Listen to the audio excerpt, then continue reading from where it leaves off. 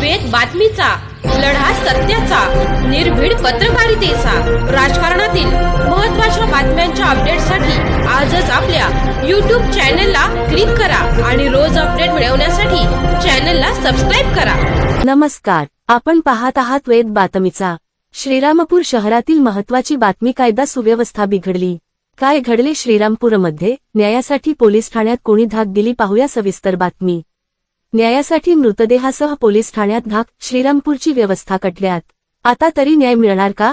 हा एकच सवाल घेऊन गोंधवणी रोडवरील मारहाणीत मृत्युमुखी पडलेल्या सुनील औटी या युवकाच्या नातेवाईकांनी थेट पोलीस ठाण्याचा उंबरठा ओलांडला, तोही मृतदेहासह।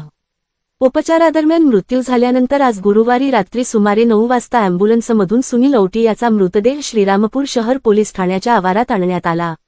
न्यायाच्या प्रतीक्षेने वैतागलेल्या कुटुंबियांचा संताप यावेळी उघडपणे व्यक्त झाला। आरोपींवर तात्काळ कठोर कारवाई करा, अशी ठाम मागणी करत त्यांनी पोलीस ठाण्याच्या परिसरात ठिय्या आंदोलनाचा इशारा दिला। यामुळे काही काळ शहर पोलीस ठाणे परिसरात प्रचंड तणाव निर्माण झाला। परिस्थितीचे गांभीर्य ओळखून शहर पोलीस ठाण्याचे पोलीस निरीक्षक नितीन देशमुख यांनी वरिष्ठ अधिकाऱ्यांच्या मार्गदर्शनाखाली तत्काळ हस्तक्षेप केला। अतिरिक्त पोलीस बंदोबस्त तैनात करत संयमाने आणि जबाबदारीने परिस्थिती नियंत्रणात आणण्याचा प्रयत्न सुरू आहे।